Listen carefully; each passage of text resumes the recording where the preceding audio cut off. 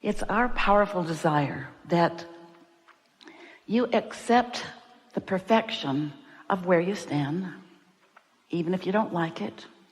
You accept that it comes by your point of attraction, and that any part of it that you would like to change, you can.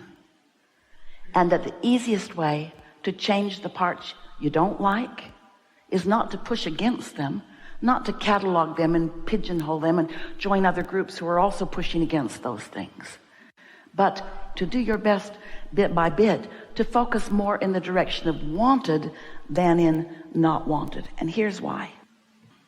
It's like everything that you've been living has brought you a perspective, not just an opinion. That is a perspective, and everybody's got that, but a point of attraction perspective is what we're talking about, where you've lived life and you've observed it, and then you've talked about it, you've sort of calibrated to it, you've isolated it by focusing on it, and in many cases defended it. And so you stand with a point of view, but not just one that you see with your eyes or understand with your mind. You have a vibrational point of view, which you may not be completely aware of, and that's really the point of everything that we talk about. You've been living and responding. That's mostly how you got your point of view. A sort of knee-jerk reaction is what most people's point of view is about. And so sometimes when you're noticing things that you don't like, that you sort of don't like or really don't like, most humans develop a stance of pushing hard against that, not realizing that when you do that, it accentuates that point of view and makes that point of view more of what comes to you. So your opinions or your point of view feel so valid to you, and they are, because your life keeps proving your focused point. If you think that, if you believe that, the law of attraction keeps bringing you things like it, not because it's what you want, but because it's what you've been focused upon, and it's what you're offering vibrationally. An easier way to hear it is because you believe it. An even stronger way to hear it is because you expect it. Jerry used to say, especially in the beginning, he argued with us quite a bit about why would someone behave that way? And we would say, well, that's not really your work. Well, it felt like it was his work because it was in his atmosphere, sometimes in his face. And the point he argued the most often was, I didn't really expect that person to behave that way until I observed their behavior. And then I expected it. And so his point, he didn't get far with it because we're stubborn. His point was, it showed itself to me before I believed it. And while that very often may be exactly what happened to you, you were born into a family, they had beliefs, they behaved in a certain way, they behaved toward you in a certain way, and you developed a point of attraction about how you fit into that family or into that city or into the world. In other words, we get why you do it. We just want you to remember that there is another way that you can be in this world. You can observe it and choose from what you're observing and focus deliberately upon the parts that you are observing that you want to perpetuate in your experience and in the world at large. You don't have to just be a regurgitator. You are a creator. You came to observe, yes, and to decide personally. That matters. Your point of view matters. You get to choose. And once you have chosen, to focus in the direction of what you are choosing rather than in its opposite. Why would anyone choose to focus in opposition to what they really are choosing? Well, it's just a habit. It's a habit for this reason. You were born with these magnificent senses or abilities to perceive. You see and hear and smell and taste and touch. And what you don't realize maybe is that in what you see, you are translating vibration into what you see. What you hear, you're translating vibration into what you hear. Your senses are helping you to translate meaningfully to yourself. Well, that's compelling, isn't it? That reality, that's compelling. We get why you want to focus upon it. Much of it is delicious, and all of it matters, because how are you going to know what you do want unless you're able to taste a little bit, or maybe a lot, about what you don't want? How would anyone decide what they prefer if it were not for the variety that helps you in that relative way, that relativity way, that comparison way? How would you know what you choose? And it matters what you choose, because you are the creator of your own point of attraction.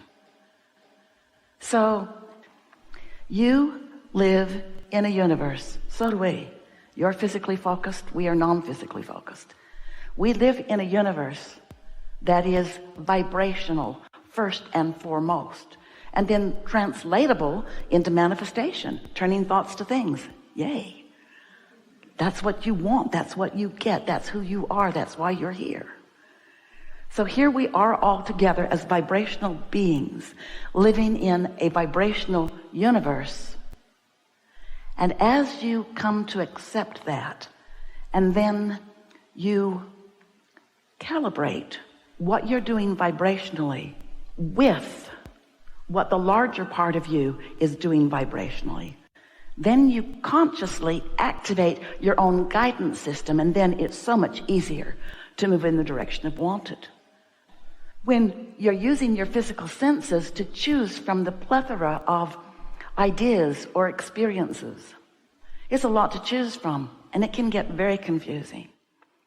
But if you are using your guidance system to feel your way through it, rather than try to think your way through it, it's so much easier. And here, very briefly, is how that works. You're much more than these physical bodies. You in your physical bodies are extensions of something so much more.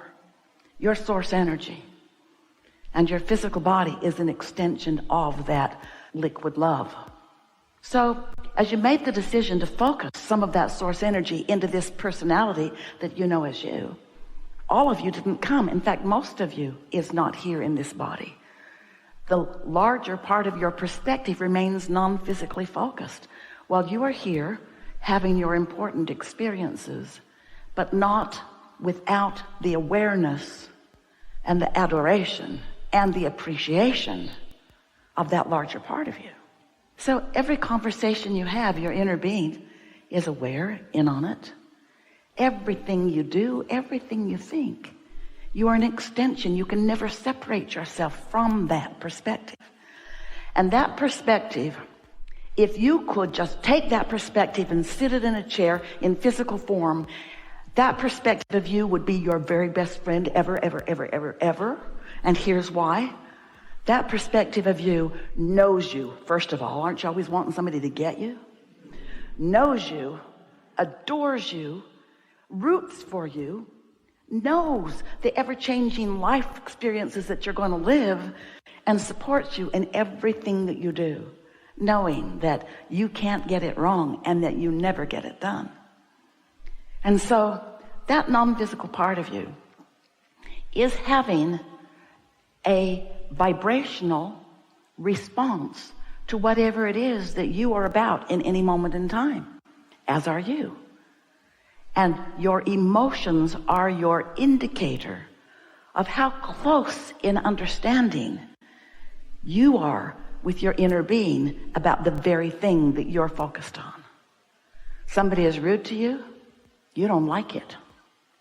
If they're really a bully to someone you love or even to you, you'd like to get bigger and stronger, and you'd like to deal with them. Revenge is real.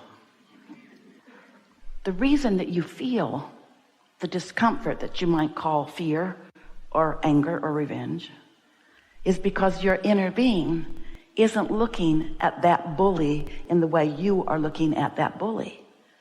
You say bully, inner being says learner.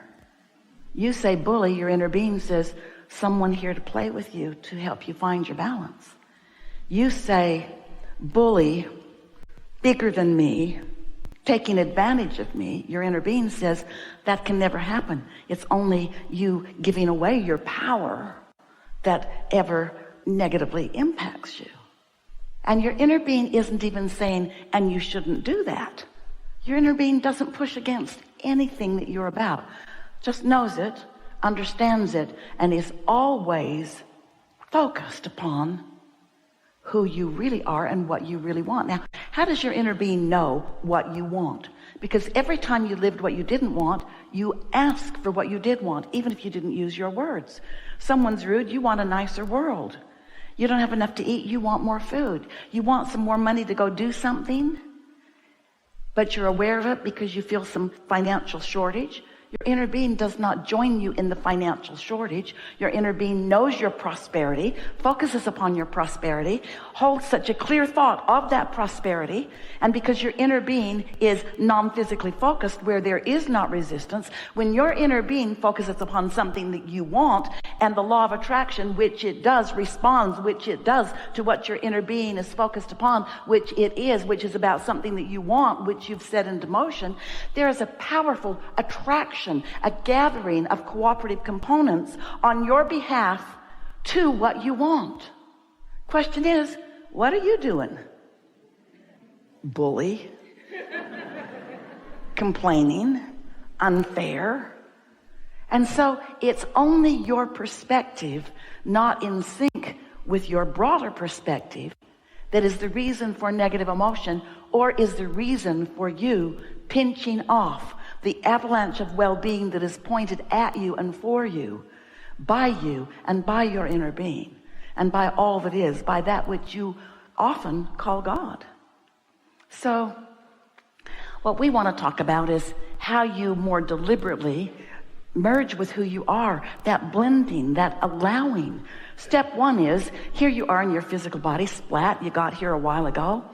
You know what you don't want, you know what you do want, even if you're not speaking about it. You're sending these continual streams of energy. We've called them rockets of desire. They shoot from you, and they are gathered by the law of attraction into what is a vibrational reality. It's a now reality from your inner being's point of view, but you want to call it future because you don't want to call it now until it manifests. But we want to tease you just a little bit. That new car may not be in your garage yet, so you want to call it future, but your excitement about it is now, isn't it? Or your discouragement about not having it is now. You get to choose. Your inner being is focused upon its complete fulfillment. And if you're not, then you are causing discord. You are pinching yourself off. So that's how it works. Step one is contrast helps you to ask. Step two is the law of attraction and your inner being get all over what you've asked for. Go to work focusing, and the law of attraction does its gathering of cooperative components, and things are set into motion. If you could see it, you'd feel better. You'd feel more sure. It might take away the surprise factor. We don't want to give you a spoiler alert, but there's good stuff waiting for you. You just got to chill. Step three is chill. Step three is look for reasons to feel good, and when you find one, focus on it long enough that it gets some momentum. You focus on the things you don't like long enough to give them momentum. Why not pick more of the things that you do want and focus upon them until the law of attraction gathers the momentum that takes your breath away? Really good.